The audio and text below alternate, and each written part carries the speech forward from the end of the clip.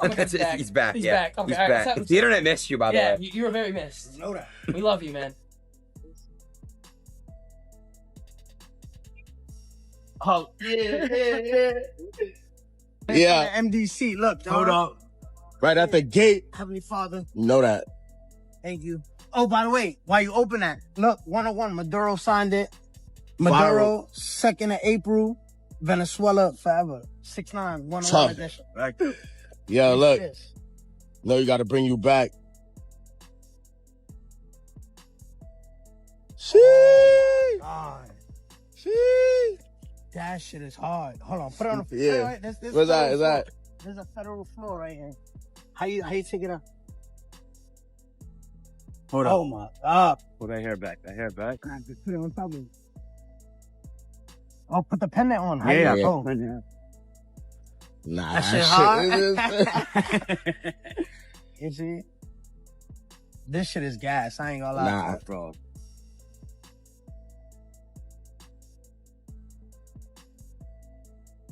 Shit.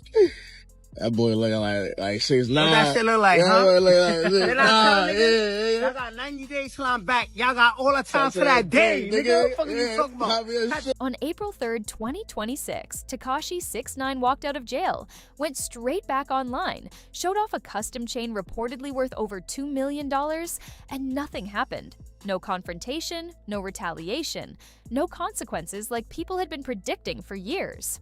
And that gap between what everyone said would happen and what actually did is the most interesting question in this entire story.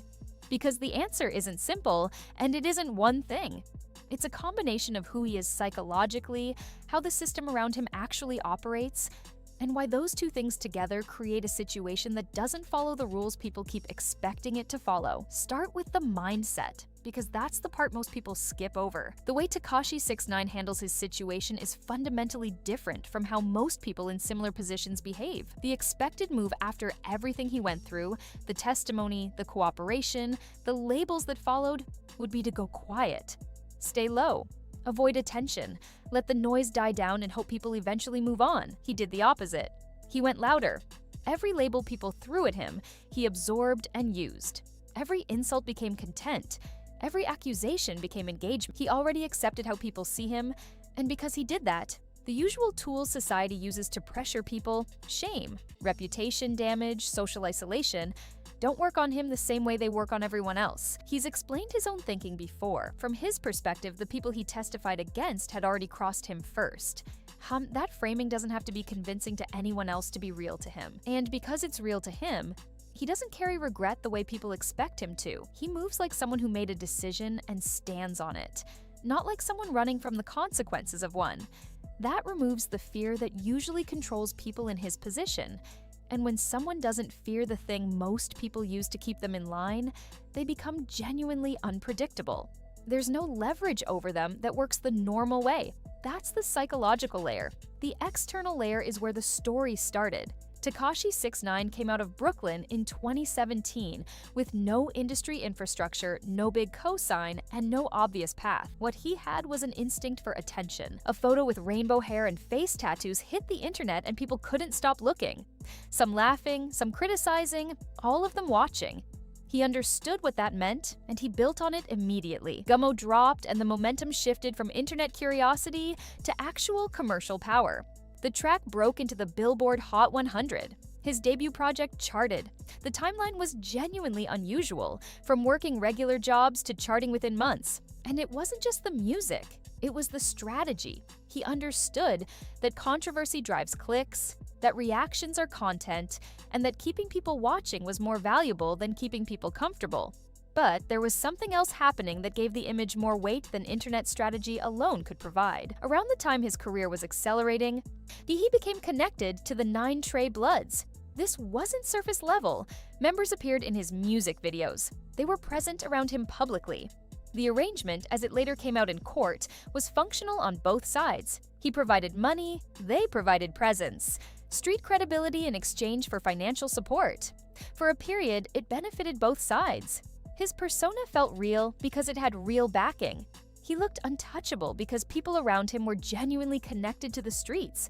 But situations like that don't stay stable when money and power are involved. Loyalty in those environments is conditional in ways that aren't always visible until something tests it. In November 2018, federal agents moved in. Tekashi 6ix9ine was arrested alongside multiple members of the 9 Trey group. The charges included racketeering, firearms, and serious related offenses. He initially pleaded not guilty. Within months, everything changed. He pleaded guilty to all charges and agreed to fully cooperate with prosecutors. Not partially, fully. He sat in court and explained the structure, who held which roles, how things operated, what decisions were made, and by whom. He admitted his own involvement, including payments and direct participation in situations that tied him into the case. The testimony was detailed and specific enough to significantly strengthen the prosecution's case. Several people he testified against received sentences ranging from years to decades. His outcome? Time served, reduced sentence, supervised release. The cultural reaction came fast and stayed loud. In the world he had built his image around, net cooperation with federal authorities carries a specific weight that doesn't fade easily. The label that attached to him, in public conversation, in music, in social media, it was immediate and consistent. Major artists referenced the message repeated everywhere. What he did crossed a line that doesn't get forgiven in those circles. People were confident that consequences would follow. The predictions weren't vague, they were specific. He won't be able to move. Someone will address it. It's only a matter of time. Time passed. Nothing conclusive happened.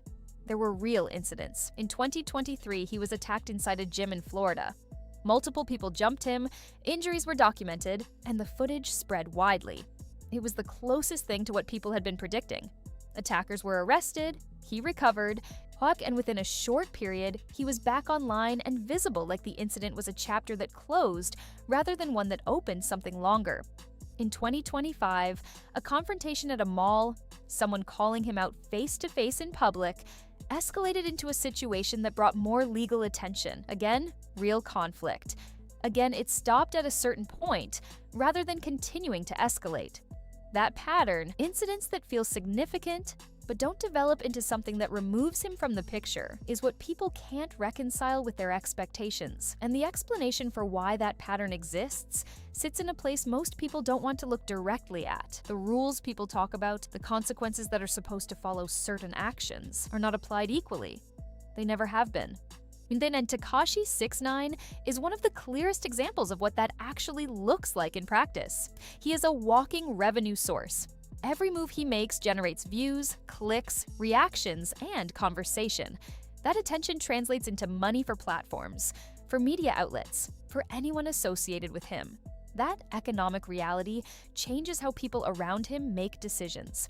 Situations that might escalate with someone else get managed differently when escalation costs money. People who might act one way privately calculate differently when the person in question generates income that benefits their own circle. That's not a conspiracy. That's how incentive structures actually work. There's also the straightforward reality that prosecuting or retaliating against someone who has already fully cooperated with federal authorities carries a different set of risks than addressing someone who hasn't. The federal system is still watching. Anyone who moves against him in a way that generates a new federal case is absorbing risk that most people aren't willing to take on. So what looks like nothing happening is actually a combination of things happening: economic incentives that make escalation costly, legal exposure that makes direct retaliation risky, and a person whose psychological makeup removes the pressure points that usually make someone vulnerable. He doesn't feel shame the way people expect him to. He doesn't avoid attention the way people expect him to. He doesn't behave like someone who understands he's supposed to be afraid. That combination, someone who can't be controlled through shame, who generates too much economic value to be casually removed, and who operates in an environment where federal exposure sits over anyone who might want to address him, creates a situation that keeps producing the same outcome. Nothing definitive happens. Every time. What that exposes isn't just the story of one person navigating the aftermath of cooperation. It's a clear illustration of the difference between how people describe the rules that are supposed to govern these situations and how those rules actually function when money, influence, and legal risk are all in play at the same time. And the prediction that someone who did what he did couldn't survive it publicly was based on the assumption that the rules apply consistently. They don't. They apply situationally, they bend around power, money, and attention. Tekashi 6ix9ine didn't beat the system by being untouchable. He benefited from a system that was never as consistent as the people describing it believed. And his continued presence in the spotlight, posting, performing, moving freely, isn't proof that the rules don't exist. It's proof that they were always more selective than anyone admitted. Do you think the pattern around him reflects something real about how the system operates? Or do you think he's just been lucky so far? Drop your take in the comments, subscribe for more breakdowns on the stories and patterns most people don't stop to examine closely.